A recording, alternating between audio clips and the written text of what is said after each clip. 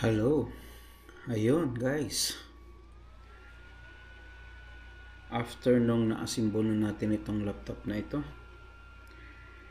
ah, doon sa mga videos natin sa part 1 at saka yung part 2 sa pag-dismantle natin, sa pag-check sa loob, sa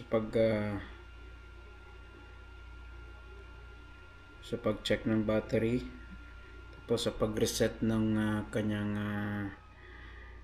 BIOS, guys. At ito na siya.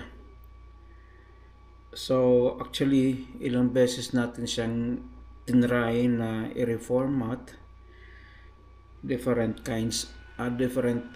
version of Windows pala ang ginamit natin, guys.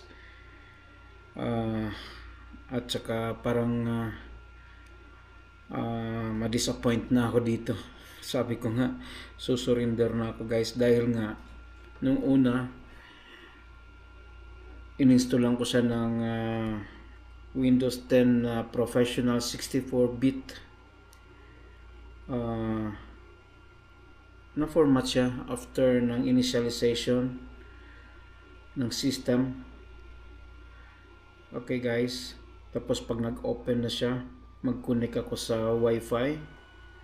After some seconds, mamamatay siya automatic. Tataka ako kung bakit. Namamatay talaga. Tinry ko ulit na restart. Ayan, patay na naman.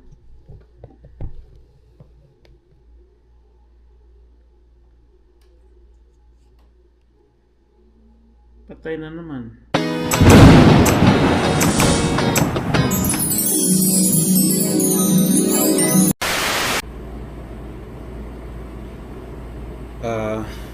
Ayun, guys. At dahil nga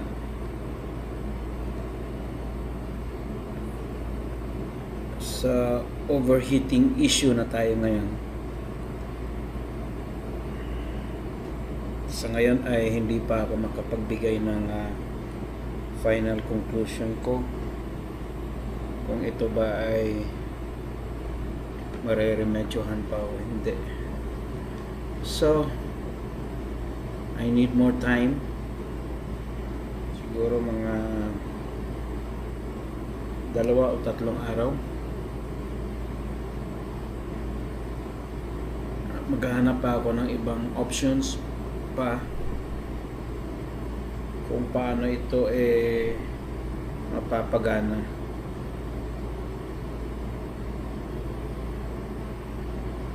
Okay, so ang last option to, guys, ay magki-create ako ng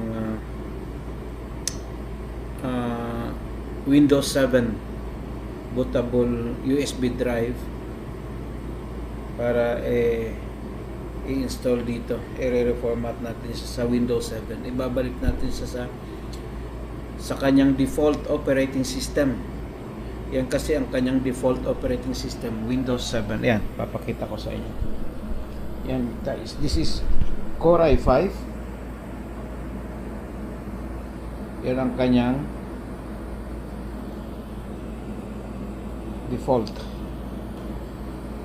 o original na operating system, ang Windows 7. Ayun, guys, after ng isang araw kung pag-iisip kung paano ko masolusyonan ang issue na ito, guys, na nag-overheat itong laptop na ito dahil nga after ng installation ng Windows 10 dito sa laptop na ito ay pag nag-open na ng Windows, then connect to the internet and then mag-browse ka ng any page, and then suddenly will be going to shutting down automatic. Kahit ano, pag successful ang initialization, successful ang pag-open ng Windows, ng system Windows. And then pag open ka na ng any application guys, then suddenly siya na shutdown. Dahil I found out na ang temperature ng kanyang processor dito sa loob ay more than 100 degrees Celsius. Okay? So,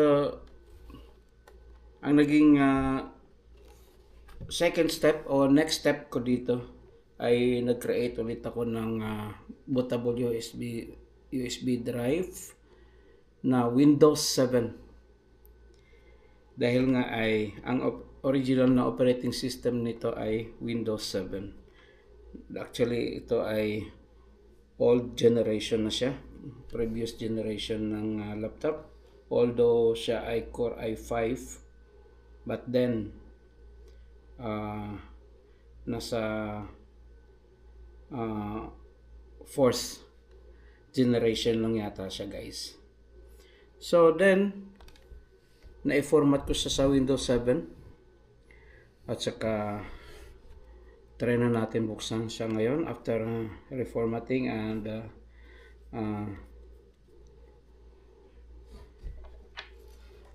mag-set up ng Windows 7 dito. Bubuksan na natin siya guys. Okay, look.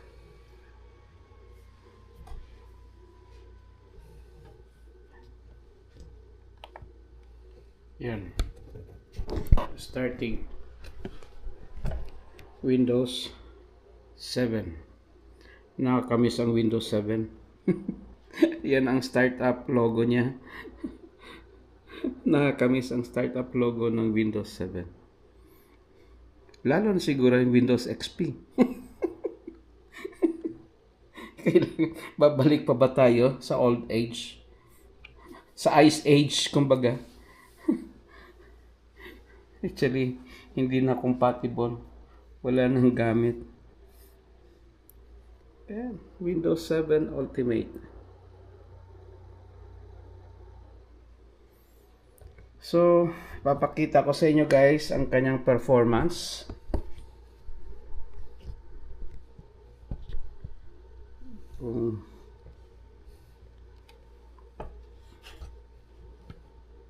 Okay. Yan.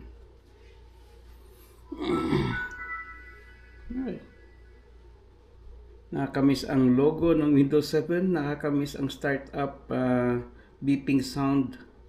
Ano ba tawag doon? Yung sound, opening sound ng Windows 7. Hindi mo na ito maririnig sa Windows 10 o Windows 11 guys.